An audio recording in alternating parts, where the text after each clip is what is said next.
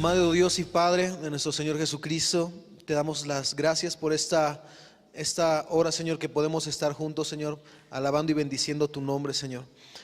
Para nosotros es un deleite, Señor, estar en tu casa, aprender de tu palabra, Señor, aprender de ti, Señor, aprender de todo lo que tú tienes, Señor, reservado, y que son palabras de vida eterna, Señor. Nuestro deseo, Señor, es que esas palabras entren en nuestro corazón, Señor, entren en nuestra vida, Padre, y nos concedan, Señor, la oportunidad de que den fruto al 30, al 60 y al 100 por uno. Padre, ¿a quién iríamos si solamente tú tienes palabras de vida eterna? No queremos aprender una palabra solamente por conocimiento, queremos que se hagan verdad y que se hagan vida, Señor. Así que te pedimos, Padre, que la reveles a nuestro corazón. El día de hoy yo te pido por cada vida en este lugar, Señor, quien viene preocupado, quítale carga, Señor. Quien viene enojado, Señor, Padre, dale paz en su corazón. Quien venga triste, Señor, trae gozo a su vida. Quien venga, Señor, con alguna situación en su familia o en la economía, Señor, dale paz para que esta semilla no se pierda el día de hoy. Bendice a nuestros pastores, guárdalos, Señor, en paz en camino de vuelta a Toluca, Señor. Bendice a Arturo Colín, Señor, donde quiera que está. Nosotros enviamos una palabra de sanidad desde este lugar y te pedimos, Señor, que él pueda experimentar la paz en su corazón. Señor, los accidentes ocurren, pero también, Padre, tú manifiestas tu gloria y tu poder a través de la restauración, Señor. Dale paz a su madre, a su padre, Señor, a sus hermanos, te lo rogamos, Señor. Y si alguno de entre nosotros también está pasando alguna situación en su salud, te ruego que tu presencia y tu unción traiga sanidad, Padre, en sus vidas, en el nombre de tu Hijo Jesucristo. Amén. Muy bien. Hoy vamos a hablar la misericordia de Dios. Amén. También, pues, quiero pedirte que abras tu Biblia. Mateo capítulo 5, versículos 1 en adelante.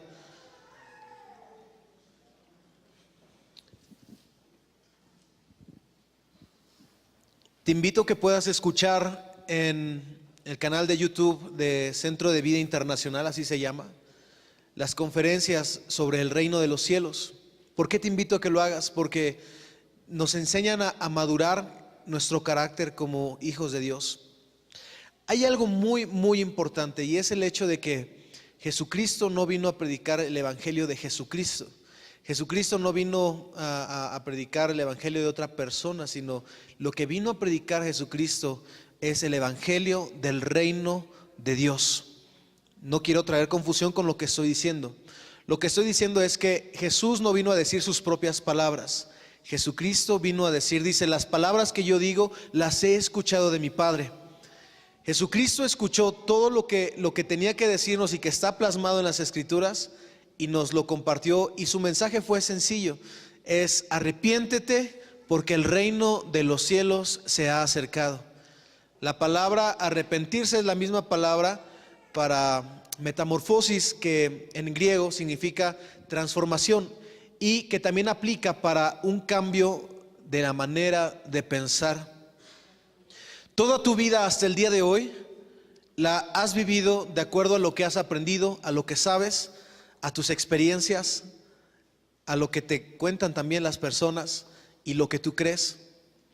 Sin embargo, hay un momento en el cual el reino de los cielos viene a nuestra vida, y el reino de los cielos, aunque los judíos esperaban que fuera un reino terrenal como en los reinados de Israel, realmente Dios viene a establecer su reino, y dice la Escritura, el reino de los cielos, Romanos 10:17, no es comida, no es bebida, no es algo tangible como este micrófono o como el reino de Inglaterra, sino dice es justicia, es paz y gozo en el Espíritu. Y te invitaba a que vieras estas conferencias porque el tema central del próximo aniversario en la tercera semana de enero es el reino de los cielos. Viene un pastor invitado de España, se llama Juan Cano, y él tiene más de 200 conferencias acerca del reino de Dios. Es algo que nos va a bendecir de mucha, mucha manera, porque no se trata solamente de ser un grupo o una comunidad o ser un club social o ser una religión más. No se trata de eso, el venir a Centro de Vida, sino se trata de que el reino de los cielos esté en tu corazón, esté en tu vida. Donde quiera que tú vayas, la presencia de Dios vaya contigo. Y que los mismos milagros que suceden aquí en casa, cuando se ora por los enfermos, cuando se ora por consolación, por fortaleza, por sanidad, lo mismo suceda en tu casa. Cuando tú vayas en el camino, una vez recuerdo que estaba por la escuela y una mujer era enfermera, colapsó y se empezó a convulsionar de una manera muy fuerte. Ustedes saben, existe el tipo de personas que pasa y con el celular está grabando o está viendo, y hay quienes hasta se detenían en el tránsito. Muchas gracias, hermana. Y nadie hacía nada, ¿no? Yo iba pasando en mi carro, me detuve, me bajé corriendo. Francamente, yo no sé primeros auxilios, aunque es algo que deberíamos conocer al menos qué hacer en un caso como este, ¿no? Y la mujer empezó a ponerse morada de que no podía respirar, y había gente a mi alrededor, y yo no tenía celular en ese tiempo. Les dije: llamen a las ambulancias, por favor, no se queden viendo. Y dije: Señor, no sé hacer otra cosa más que orar por ella, y te voy a pedir, Padre, que no la dejes morir, ten misericordia de ella. Y empecé a orar por ella, y esa mujer de manera inmediata empezó a respirar, volvió en sí, se empezó a sobar porque se había pegado en la cabeza, y llegaron las ambulancias, me pude ir. ¿Y por qué te digo eso? Porque pues cerca de ti hay gente que está pasando alguna situación difícil, que está necesitada de consuelo, que está viviendo un luto, está viviendo una separación familiar, está viviendo alguna necesidad física, alguna necesidad emocional, material. Y el hecho de que tú tengas a Cristo en tu corazón te hace un candidato para que tú vayas y reflejes el amor de Cristo en su vida. Ahí es cuando demostramos verdaderamente que Cristo está en nuestro corazón. Ahora bien, tengo que decirte, el reino de los cielos no es un lugar en el que entren foráneos, donde entren extranjeros. El reino de los cielos no es un lugar donde entren personas coladas. No hay colados en el reino de los cielos. No hay periodistas, reporteros. No hay visas temporales, así como cuando pasas por un país y pides permiso de pasar, que le digas a Dios: dame chance de pasar tantito por tu reino y ya después me salgo.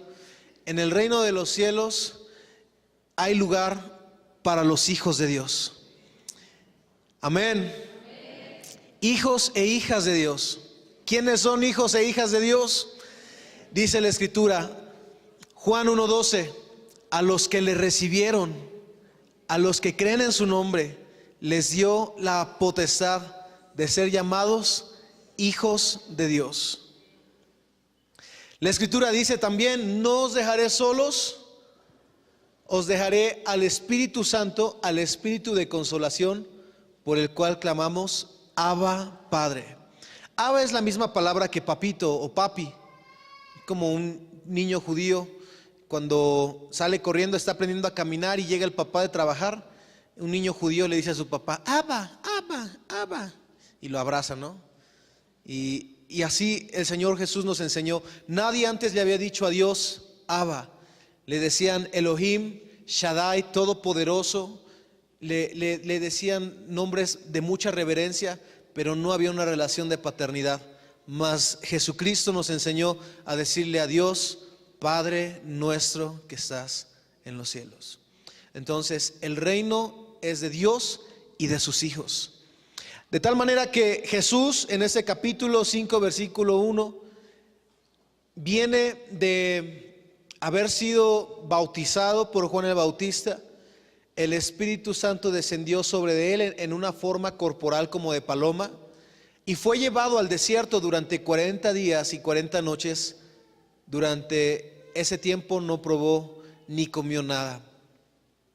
Sin embargo, cuando regresa en el poder del Espíritu Santo y empieza a obrar tal cantidad de milagros que Juan el Evangelista termina diciendo: Jesús hizo tantos milagros que si se escribieran todas sus hazañas, no alcanzarían todos los libros de la tierra para contar las hazañas de Jesús. Así que Vuelve el Señor Jesús y lo que estamos a punto de leer, Mateo 5:1, es el primer discurso que Jesús da cuando inicia su ministerio. Y lo primero que dice es, versículo 2, abriendo su boca les enseñaba diciendo, bienaventurados los pobres en espíritu, porque de ellos es el reino de los cielos. Los pobres en espíritu no se refiere a los pobres económicamente, sino se refiere a la gente que es humilde, que no se ensalza a sí mismo, que no se enaltece. Bienaventurados los que lloran, porque ellos recibirán consolación. Bienaventurados los mansos, porque ellos recibirán la tierra por heredad. Bienaventurados los que tienen hambre y sed de justicia, porque ellos serán saciados. Bienaventurados los misericordiosos, porque ellos alcanzarán misericordia. Bienaventurados los de limpio corazón, porque ellos verán a Dios. Bienaventurados los pacificadores, porque ellos serán llamados hijos de Dios. Bienaventurados los que padecen persecución por causa de la justicia, porque de ellos es el reino de los cielos. Bienaventurados sois cuando por mi causa os vituperen y os persigan, y digan toda clase de mal contra vosotros, mintiendo.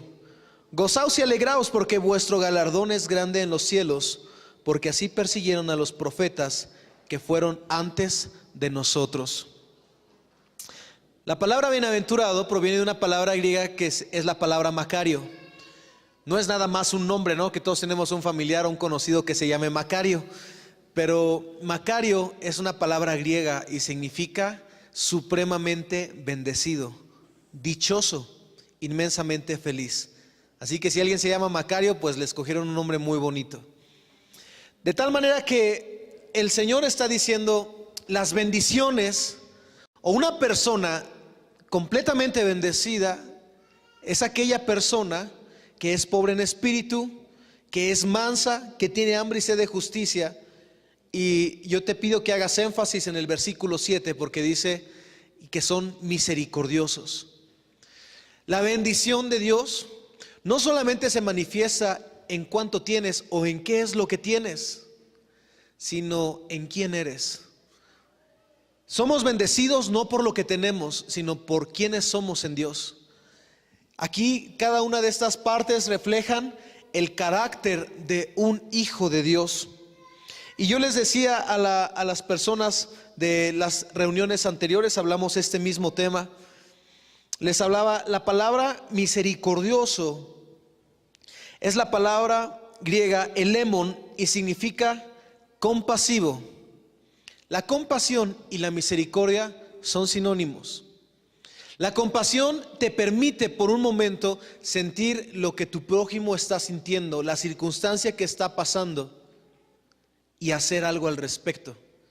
La compasión se difiere de la lástima, porque a veces sentimos lástima. Ay, pobre huerfanito, ay, no, pobre cuate, ahora sí le fue mal. Oh, pobre mujer, quedó viuda. Oh, pobre joven, le va a la América, ¿no?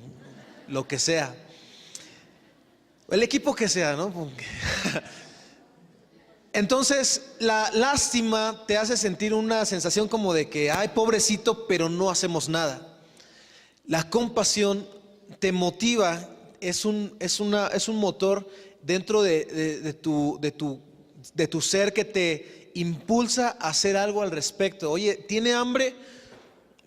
Le voy a dar de comer. ¿Está desnudo? Voy a buscar algo para cubrirlo.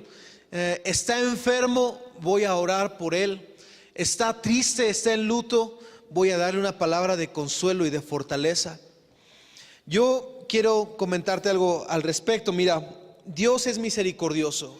El carácter de Dios y la persona de Dios es precisamente manifestada en su gran misericordia.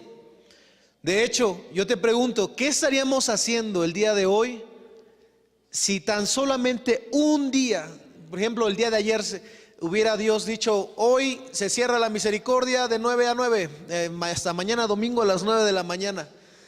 ¿Qué nos hubiera pasado? ¿Sabes? Todos hubiéramos sido alcanzados por nuestras transgresiones, por el precio de nuestro pecado, de nuestras injusticias. ya hubiéramos recibido el mal que nos hubiéramos merecido. La Escritura dice: no hay justo ni aun uno. Y aún aquella persona que se crea la más justa sobre todos y que hace muchas cosas buenas, en algún momento de su vida ha hecho algo malo, de lo cual se ha arrepentido. La verdad es que Dios, vamos a leer por ejemplo el Salmo número 136. No lo vamos a leer todo, solamente una parte. Nos muestra la Escritura que el salmista alaba este atributo de Dios, que es la misericordia. La Escritura dice que toda palabra es inspirada por el Espíritu Santo. David está siendo inspirado por el Espíritu Santo en el momento de leer este pasaje. Y dice la Escritura: alabad a Jehová porque Él es bueno. Ayúdenme usted diciendo: porque para siempre es su misericordia. Alabad al Dios de los dioses. Alabad al Señor de los señores. Y tú sigues leyendo, todos los pasajes hablan de cómo Dios los rescató de Egipto, de cómo los libró de sus enemigos, de cómo los levantó, los fortaleció. Y cada pasaje termina diciendo: porque para siempre es su misericordia. Al final, en el versículo 26 dice: alabad al Dios de los cielos, porque para siempre es su misericordia. Hubo un hombre que se llamó Moisés, y Moisés tuvo la oportunidad de escuchar la voz de Dios en el desierto. Una zarza ardiendo, que era como un matorral, pues porque ya se secan y las temperaturas en el desierto son altas, se empiezan a incendiar y se consumen. Es normal que una zarza se consuma en medio del desierto. Sin embargo, Moisés estaba pastoreando las ovejas de su suegro y ve que la zarza se está ardiendo y sigue pastoreando. Pasan unas horas, voltea y el zarzal sigue ardiendo. Y pasan otras horas y él dice: ¿por qué no se consume? ¿Qué es lo que está pasando? Esto no es normal. Se acerca y cuando se va acercando escucha la voz de Dios que le dice: Moisés, quítate las sandalias de tus pies, porque la tierra que pisas santa es.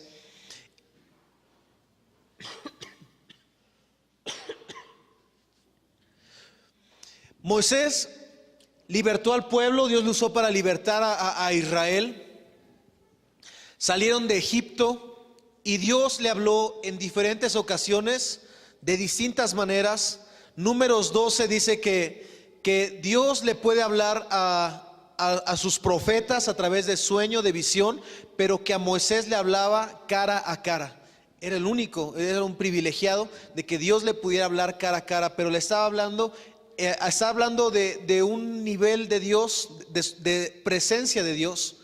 Moisés estaba en el Sinaí, pasaba 40 días, 40 noches sin comer. Cuando bajaba de la montaña, su rostro estaba iluminado de tanta presencia de Dios que él tenía que ponerse un manto sobre su cabeza para que no resplandeciera o la gente no estuviera nada más viendo, ¿no? Cómo se veía resplandeciente.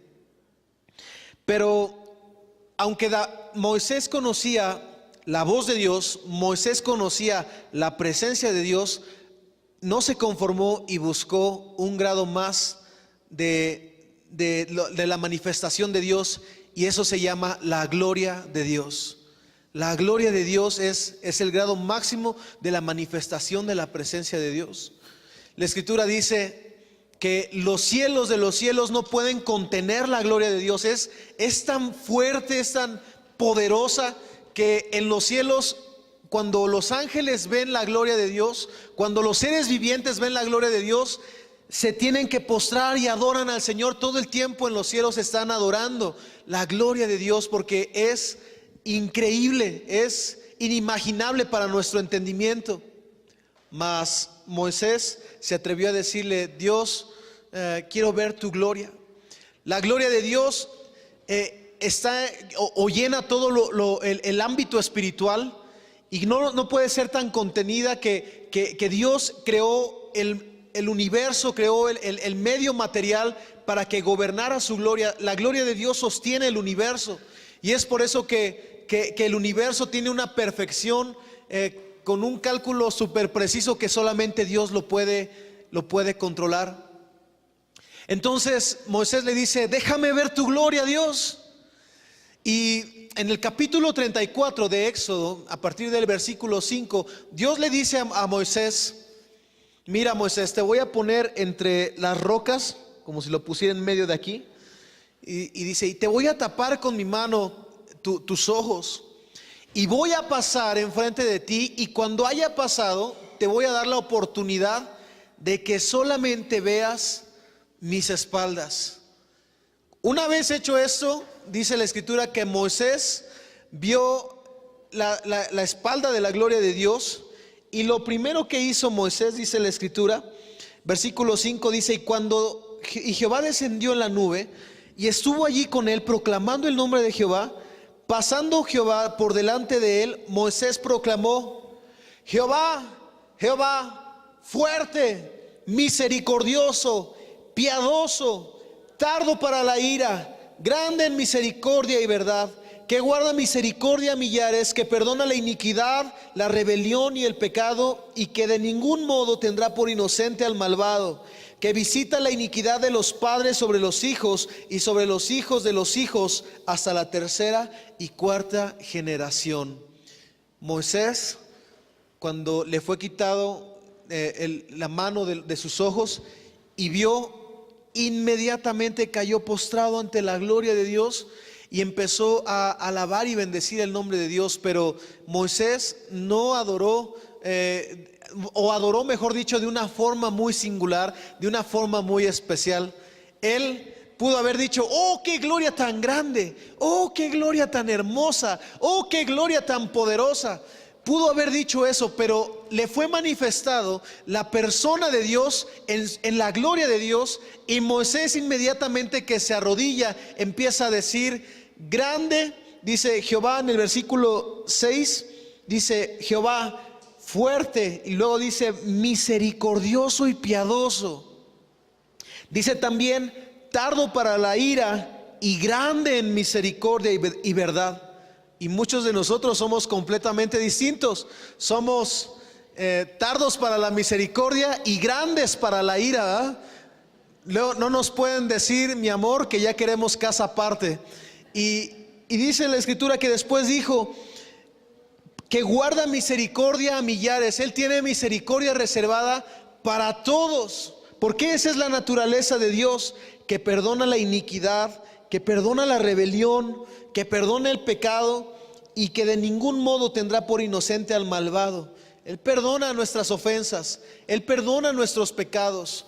La iniquidad no es el pecado que proviene de nuestros padres, sino la iniquidad es el pecado intencional. A veces pecamos por dicho, por hecho, por pensamiento, como cuando Jesús dijo: aquel que codicia a la mujer de su prójimo ya adulteró con ella en su corazón, porque la codició en su pensamiento o en su corazón. Y nuestras actitudes también reflejan una forma de pecar delante de Dios, cuando nos obstinamos, cuando nos hacemos soberbios o necios, que no queremos escuchar el consejo. Pero dice aquí la palabra que Él perdona esas iniquidades, los pecados que son intencionales, que sabes que le va a hacer daño a una persona y aún así lo haces. Eso es una iniquidad. Entonces dice la palabra que Él perdona todo eso, porque su misericordia es grande, porque nos ama. Y dice la escritura también que guarda, que visita la maldad o la iniquidad de los padres sobre los hijos y sobre los hijos de los hijos hasta la tercera y cuarta generación. ¿Por qué es importante esto? Porque la bendición de Dios, su misericordia es tan grande que cuando tú buscas a Dios, temes en tu corazón al Señor y honras su palabra, las bendiciones de obedecer la palabra no solamente te alcanzan a ti, sino, dice la escritura, te alcanzan a tus hijos, a los hijos de tus hijos, y así sucesivamente hasta 1000 generaciones. Imagínate, posiblemente conocerás tu tercera generación, la cuarta ya es una bendición grande. la quinta, ya los que son tatarabuelísimos, ¿no? Pero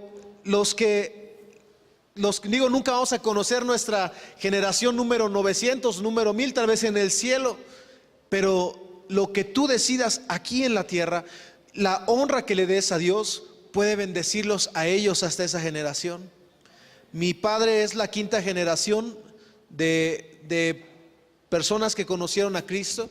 En los primeros años de 1900 vinieron misioneros presbiterianos a hablar el evangelio en el pueblo de Santana, Tlapaltitlán, tierra de Dios, aquí atrásito, la tierra prometida. Dios alcanzó al abuelo de mi abuelita, y mira, han pasado generaciones y algunos de ellos se han apartado por su propia decisión, pero Dios ha sido fiel. El padre de mi abuela fue fiel a Dios, mi abuela fue fiel a Dios, mi padre durante 17 años se alejó de Dios, pero Dios en su misericordia lo alcanzó, lo abrazó y le dio otra oportunidad de vivir. Mi padre, para quienes aún no lo conocen, las personas que nos visitan por primera vez, era un hombre que vivía en el pandillerismo, el alcoholismo, la drogadicción, con armas, violencia en la casa. Vivíamos en un barrio que era muy violento, él era de los más violentos del barrio, y vivíamos dentro de las vecindades feas que habían, vivíamos en la vecindad más fea. Y dentro de la vecindad más fea vivíamos en el cuarto más feo, ¿no? Siempre debiéndole, siempre a la gente, en pleitos. Mi mamá ya no le creía a mi papá porque le decía: es que ya cambié, vieja, ya le voy a echar ganas. Y así 7 años que le diga el esposo o la esposa: ya cambié, la esposa se cansa. Y mi madre se cansó, se separaron durante 2 años, y la misericordia de Dios lo alcanzó a mi padre una tarde que se estaba muriendo de sobredosis de droga, y que clamó y dijo: si es verdad que dicen que existes, dame una oportunidad, la voy a aprovechar. Y mi padre alcanzó la misericordia de Dios. De otra manera, su iniquidad y su maldad, si él hubiera pensado nada más, pues bueno, ya me tocó morir, o ese es mi destino, y no hubiera clamado a la misericordia de Dios, es muy probable pues que yo hubiera seguido ese mismo camino, a menos que la misericordia me hubiera alcanzado. No pienso en eso mucho, porque me gusta pensar más en cuán grandes cosas hizo Dios y cómo tuvo de nosotros misericordia. Voy a la cárcel como voluntario, les predico la palabra. En el centro de rehabilitación les predicamos la palabra. Vamos a las comunidades, predicamos la palabra. No cobramos por hacer eso, aunque el taller que damos es un taller que bien pudiera cobrarse. La Dirección General de Prevención y Readaptación Social del Estado de México, hasta me cansé de decirlo de tan largo que es, tiene catalogado el taller de Brigadas de Amistad de Valores como el mejor taller de valores del Estado. Imagínense, Dios nos ha dado una gracia. Pero no nos lo piden en todas las cárceles, ya lo quieren. Nosotros tenemos ahorita la capacidad de atender 5 prisiones aquí en el Valle de Toluca, y nos los han pedido de otros estados. El pastor va una vez cada 2 meses a la prisión federal de Puente Grande o Puerta Grande en Jalisco, y va también a la prisión militar de Mazatlán cada 2 meses. Todo esto lo hacemos, amados, sin ningún fin de lucro. ¿Cuál es el motivo? Estoy agradecido, y le digo a las personas en la prisión: yo pudiera estar trabajando, yo pudiera estar con mi familia, yo pudiera estar descansando, pero lo que hago lo hago por amor a Dios, porque Él tuvo misericordia de mi familia y de mí. ¿Dios ha tenido misericordia de ti? Por supuesto que sí. ¿Por qué no le damos un fuerte aplauso al Señor por su gran amor y su gran misericordia?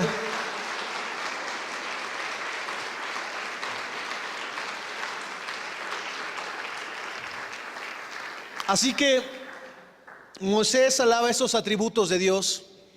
Yo les decía que por favor busquen las conferencias del reino de Dios, porque nos habla acerca de cómo ser hijos de Dios. Dice la Escritura que de modo que si alguno está en Cristo, nueva criatura es. Las cosas viejas pasaron, todas son hechas nuevas, y todas incluyen el carácter, incluye tus relaciones interpersonales, incluyen tu manera de vivir, incluye la manera en cómo hablas, en cómo ves la vida. Antes la veíamos negativamente o veíamos el vaso medio vacío. Ahora Dios nos muestra que aunque las cosas se vean difíciles, tú tienes la autoridad de hablar las cosas que no son como si fueran. Tú tienes la autoridad de llamar a vida lo que estaba muerto, de desarraigar lo que no es de Dios, de derribar pero también de edificar. Y hay una nueva vida en Dios, una nueva esperanza. De tal manera que en este reino de Dios hay espacio para los hijos. Y si somos hijos de Dios, bueno, me distrajo un poquito, perdón. En lo natural nosotros esperamos de nuestros hijos que tenga características físicas de nosotros. Ay, sacó mis ojos, ¿no? Ay, sacó mi mirada, ¿no? Ay, sacó el color de mi piel.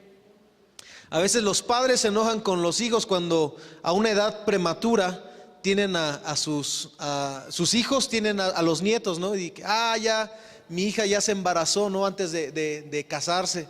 Y los padres se enojan, se molestan y hacen su berrinche, pero cuando le dan a cargar el nieto, se calman y cambian su carácter cuando le dicen, mira, se parece a ti, ¿no? Cambian completamente su manera hasta ya no se enojan con la hija. ¿Y cuándo vienes? Tráeme al niño, ¿no? O tráeme a la niña. Pero te digo algo, imagínate que tú fueras una persona blanca, tu esposa es una mujer blanca y está a punto de dar a luz. Y cuando va a dar a luz, estás ahí en el parto y nace el hijo con un cabello chinito como resortitos, con unos labiosotes así bien gruesos, ¿no? Una nariz chata. Y todas las características de una persona africana, moreno, negrito. Y tú eres güero, ¿no? Y ella es güera. Tú volteas y le dices, ¿qué onda, no? Y te dice la esposa, es que abueleó. Como que no concuerda, ¿eh? Sentirías, oye, ese no es mi hijo. Bueno, aunque tú y yo no tenemos características genéticas de Dios en lo físico, bueno, en lo físico sí, porque dice que somos imagen y semejanza. Pero hablando a un nivel espiritual, Dios ya vimos sus características, sus atributos. Él es misericordioso, Él es bueno, Él es clemente, Él es piadoso. Y de repente estás tú y no quieres perdonar a quien te ofendió, no quieres hacer el bien a quien lo necesita. Entonces el Señor se queda pensando, y dices que eres mi hijo, y piensas que eres mi hijo, cuando no puedes manifestar mi identidad en tu propia persona. Eso es algo terrible. ¿Por qué sucede esto, hermanos, amigos? Sucede porque en nuestro corazón, dice la Escritura, cuando en Juan capítulo 3, que vino Nicodemo de noche y que le preguntó a Jesús qué habría que hacer para ser salvo, y el Señor Jesús le dijo, de cierto te digo, que si no nacieres de nuevo de agua en el Espíritu, no entrarás en el reino de Dios. Que si no nacieres de nuevo, perdón. Y Nicodemo le dijo, ¿cómo puede alguien, siendo ya viejo, entrar de nuevo en el vientre de su mamá? Entonces Jesús le dijo, de cierto te digo, que si no nacieres de nuevo en agua y en el Espíritu, no podrás entrar en el reino de Dios. Lo que quiere decir es lo siguiente: lo que es nacido de la carne, carne es. Tú eres hijo de tus padres naturales, de tus padres biológicos. Dios no se equivocó, los puso como una bendición para que tú nacieras. No eres una equivocación, no eres producto del 14 de febrero, ni de una reconciliación amorosa. Eres producto del plan de Dios para tu vida y para tu corazón. Y dice la Escritura que lo que es nacido del Espíritu, Espíritu es. De tal manera que cuando naces en Dios de nuevo, naces en el Espíritu. Y Gálatas capítulo 5, todo Gálatas capítulo 5 nos habla acerca de las obras de la carne y de las obras del Espíritu. Y específicamente nos dice, las obras de la carne se anteponen a las obras del Espíritu. De tal manera que la gente, cuando está en su carne, cuando está en su pensamiento, en su emoción, piensa y actúa de acuerdo a eso. Y cuando estás en el Espíritu, es decir, buscando la presencia de Dios, leyendo la palabra de Dios, creciendo en gracia, creciendo en el conocimiento de Dios, entonces no te va a costar trabajo hacer lo que Dios te pide. Una persona que ha sido violentada, que ha sido abusada, que ha sido difamada, que ha sido traicionada, que la han dejado, que le han engañado, que le han traicionado. En sus emociones le va a costar mucho trabajo perdonar las ofensas de sus hermanos o de su familia, de sus padres. Y todo el tiempo, aunque el padre venga y le pida perdón y le diga, perdóname hijo, perdóname hija, o el esposo venga y le diga, perdóname mujer, o perdóname esposo por lo que te hice, o los hermanos que le traicionaron, los amigos que lo traicionaron, vengan y le pidan perdón, ellos en su corazón dicen, no fue justo y no te perdono, no lo puedo hacer. Entonces le cuesta muchísimo trabajo. Mas Dios espera que en tu vida y en mi vida, aunque seguimos siendo hijos de Dios, pasemos al grado de madurez en donde ya no nos movamos de acuerdo a nuestra emoción, en donde ya no nos movamos de acuerdo a lo que parece justo o injusto, sino nos empezamos a mover en el carácter y en la manera de pensar que Dios tiene de nosotros. Así aunque papá me haya dejado, yo sé que Dios me recoge. Y aunque mis amigos me hayan traicionado, me hayan dado la vuelta, mi Dios está conmigo. Y me da la fortaleza y me da el carácter para perdonarle a los hombres sus ofensas. Eso es misericordia, que aunque no se merezcan el perdón, puedas perdonar. Pedro se acercó una ocasión a Jesús, el apóstol Pedro era su discípulo de Jesús, y le dijo, Señor Jesús, ¿hasta cuántas veces tengo que perdonar a mis hermanos? ¿Hasta 7 veces? Pedro estaba diciendo esto porque hay una costumbre entre los judíos de perdonarle a los hermanos sus ofensas hasta 3 veces. Me la haces una vez, está bien, te perdono. Me la vuelves a hacer, ok, te voy a perdonar, ten cuidado. Me la vuelves a hacer, mira, soy bien misericordioso, y porque soy bien misericordioso, esta es la tercera y la última, pero ya no más. Entonces Pedro se acerca a Jesús, lo abraza y se quiere ver muy misericordioso con Jesucristo, y le dice, ¿cuántas veces tengo que perdonarle las ofensas a mis hermanos? ¿Hasta 7 veces?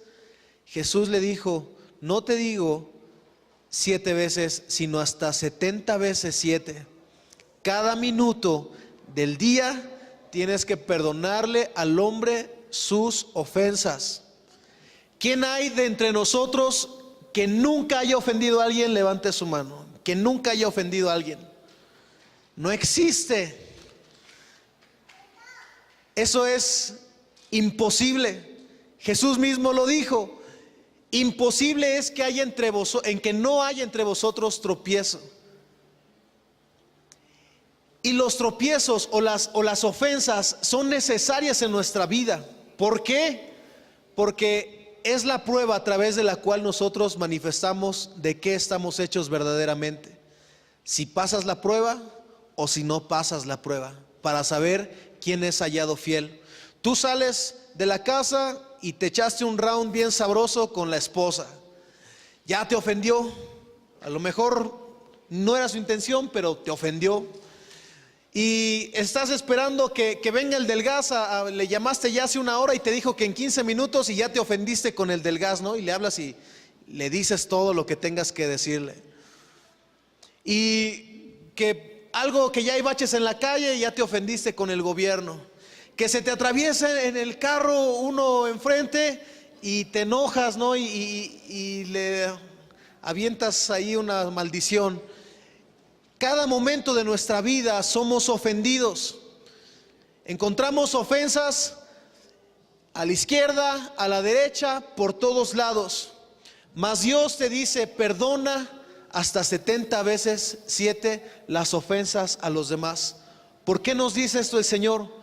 Porque el Señor nos ha dado grande misericordia a nosotros y nos ha perdonado una cantidad inimaginable de deuda, de ofensas que nosotros le hemos hecho. Aquí encontramos, por ejemplo, dice la palabra de Dios, Mateo capítulo 6, versículo 14. Porque si perdonas a los hombres sus ofensas, os perdonará también a vosotros vuestro Padre Celestial. Y mientras más cercano es el círculo de convivencia, sea un padre, un hermano, un amigo, pues obviamente las ofensas duelen más, ¿no? O sea, si en la calle alguien me mienta a la madre, pues me vale, ¿no? Pero si llegas a casa y te raundeas con la esposa, ¿no? Y te mienta la madre, no te metas con mi madre, con esa santa mujer de Dios. Entonces se vuelve más hiriente, ¿no? La ofensa. Pero el Señor Jesús nos da este mandamiento y dice: si perdonas a los hombres sus ofensas, también Dios te va a perdonar tus ofensas. Mas si no perdonas a los hombres sus ofensas, también vuestro Padre Celestial, vuestro Padre Celestial os perdonará vuestras ofensas. Mateo 18:33 es la historia de los dos deudores. Había un hombre, un rey, que empezó a hacer sus cuentas y se dio cuenta que una persona le debía una cantidad increíble de dinero. Uno de sus siervos le debía 10,000 talentos de oro, que al día de hoy son más de 60,000 millones de dólares. Esa cantidad es impagable, aunque trabajes de sol a sol. Yo creo que los multimillonarios de este tiempo, ¿no? Es una cantidad exagerada. Dios pone como ejemplo esta cantidad exagerada para hacer alusión de que lo que nosotros le debíamos a Él por nuestras transgresiones, por nuestros pecados, era mucho más grande que lo que cualquier persona a nuestro lado o nuestro prójimo nos pueda deber. Y dice que ese hombre le debía tanto dinero y como no podía pagarlo, lo mandó meter a la cárcel y mandó vender a su familia, a su esposa y a sus hijos. Y este hombre le empezó a clamar al rey diciéndole: perdóname, te lo voy a pagar cuando salga. Y el rey sabía que no se lo iba a pagar. Así que le dijo: ¿sabes qué? Te perdono tu deuda, vete ya. Y cuando se fue ese hombre, en el camino se encontró a otro hombre que le debía 300 denarios, que son aproximadamente 21,000 pesos. No era tanto dinero comparado con lo que le debía él al rey. Y se enojó y le dijo: págame. No tengo, págame, espérame tantito y te lo voy a pagar, que me pagues. Y dice que lo hacía del cuello, lo estaba ahorcando. Y el rey, y este hombre lo mandó meter a la cárcel. El rey se enteró de esto y lo mandó llamar y le dijo en el versículo 33: ¿no debías tú también tener misericordia de tu consiervo? Y aquí la palabra misericordia pues tiene que ver con eso. No solamente de darle al pobre o al necesitado, sino también misericordia es que cuando alguien te ha ofendido, una ofensa, cuando estás ofendido, se carga algo en tus emociones que es similar a una deuda. La gente te debe algo. La gente que ofende está en deuda con el ofendido. Y dice: ¿no debías tú también tener misericordia de tu consiervo, como yo tuve misericordia de ti? Entonces su señor enojado lo entregó a los verdugos hasta que pagase todo lo que debía. Así también mi Padre Celestial hará con vosotros si no perdonáis todos de todo corazón cada uno a su hermano sus ofensas. La misericordia nos lleva a perdonar.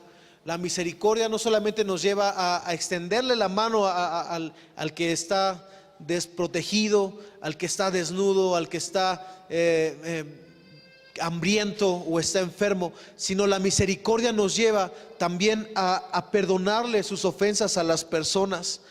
Lucas 6:35 dice: amad a vuestros enemigos. Y a veces aquí, ¿quiénes pudieran ser nuestros enemigos? Tal vez a los que les caemos gordos y ya, ¿no? O algún familiar o familiar de tu esposa o esposo al que no le caes bien y te quiere hacer la vida imposible. Eso pudiera ser tal vez de las cosas más fuertes de este lado de Occidente.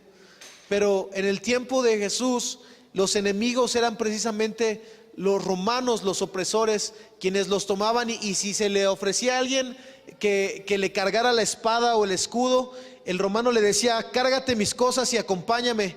Y tenía que dejar todo lo que estaba haciendo para acompañar al romano. Por eso el Señor les dijo: si alguien te pide que camines 1 milla, ve con él 2 millas, porque vas a demostrar otro tipo de carácter. No vas a demostrar lo que la gente hace en lo normal, sino tú vas a demostrar el carácter de Dios. En Medio Oriente, en el norte de Siria, hace 2 años, recuerdo una noticia en la que este grupo extremista, ISIS, entró a una comunidad cristiana y a los niños, los hijos de cristianos, los crucificaron, los mataron y los papás tenían que ver el sufrimiento de sus hijos. Qué dolor tan fuerte perder a un familiar de esa manera. Y no solamente eso, sino que tener que perdonarles a esos opresores lo que estaban haciendo. Esteban estaba siendo apedreado por los judíos y Esteban dijo: perdónalos, Señor, porque no saben lo que hacen. Aún en el último momento de su muerte, Jesús siendo crucificado por los romanos y burlándose, lo golpearon de tal manera que su propio cuerpo era considerado una sola llaga. Jesús tuvo misericordia de ellos y le dijo al Padre: ten misericordia de ellos, no saben lo que hacen. El Señor nos dice: ama a tus enemigos. ¿Por qué? Porque lo puedes hacer. El amor de Dios y la misericordia de Dios está en tu vida. Haced bien y prestad no esperando nada de ello, y será vuestro galardón grande, y seréis hijos del Altísimo. Aquí es donde se demuestra que eres verdaderamente hijo de Dios. Ser hijo de Dios no se demuestra por cuánta palabra conozcas. Hay gente que se sabe la Biblia, eruditos. Conocí a un hombre que era muy inteligente, que dominaba la Biblia y que sabía mucha palabra, y que cada vez que un pastor o alguien quería predicarle, este hombre le respondía con la misma palabra y los confundía. ¿Sabes? Este hombre recibió el reino de Dios en su corazón, no cuando le predicaron palabra, sino cuando sus hijas y su familia le perdonaron las traiciones que este hombre había hecho, porque había sido infiel y tenía otra familia. Y las hijas le dijeron: ¿sabes qué, papá? Te perdonamos, el amor de Dios está en nuestro corazón, no nos debes nada. Él en ese momento entendió que tanta palabra no servía de mucho hasta que se manifestara la misericordia en una acción como lo es el perdón. Y dice la Escritura: sed pues misericordiosos como también vuestro Padre es misericordioso. En el 36, así como te decía, si tú eres güerito y tu hijo nace güerito, pues, y te alegras, ¿no? Porque dice: se parece a mí. Y Jesús está diciendo: así como es el Padre Celestial, así también sé tú misericordioso. Lo puedes hacer. Dad y se os dará. Dice: no juzguéis y no seréis juzgados. No condenéis y no seréis condenados. Perdonad y seréis perdonados. Y yo siento el día de hoy que esta palabra Dios le está hablando a alguien en su corazón, para que pueda pedirle a Dios la fortaleza de perdonar a aquellos a quienes les han ofendido. Dios te puede dar esa fuerza. No lo hagas en tus emociones, hazlo porque eres un hijo o una hija de Dios. Quiero pedirte, por favor, que puedas ponerte de pie. Voy a leer las últimas 3 citas y que oremos a Dios. Dice la Escritura, Miqueas 6:8: oh hombre, Él te ha declarado lo que es bueno. ¿Y qué pide Dios de ti? Solamente hacer justicia y amar misericordia y humillarte ante tu Dios. Dios, amada iglesia, ya nos mostró las cosas buenas y malas de la vida, y nos pide solamente que seamos justos, que seamos misericordiosos y que seamos humildes delante de Él. Efesios 4:31: quítese de vosotros toda amargura, enojo, ira, gritería y maledicencia y toda malicia. Antes, sed benignos unos con otros, misericordiosos, perdonándoos unos a otros, como Dios también os perdonó a vosotros en Cristo. Finalmente dice la Escritura, Colosenses 3:12: vestíos pues como escogidos de Dios. No una vestidura externa, sino está hablando de tu espíritu, de tu carácter, de tu manera de ser. Vístete como escogido de Dios. Vístete como una persona santa y amada, de entrañable misericordia, de benignidad, de humildad, de mansedumbre, de paciencia, soportándoos unos a otros y perdonándonos unos a otros, si alguno tuviere queja contra otro. De la manera que Cristo os perdonó, así también hacedlo vosotros. El mensaje central es que tú y yo podamos aprender de nuestro Padre Celestial, que es misericordioso, a que tengamos misericordia de la gente, no solamente de quien tiene una necesidad, no solamente de quien está pasando una situación difícil. Sí oramos por ellos, sí los bendecimos, pero también está hablando de quienes te han ofendido, quienes te han transgredido. Puedas perdonarles en tu corazón, para que demuestres que tú eres verdaderamente un hijo y una hija de Dios. Oremos a Dios.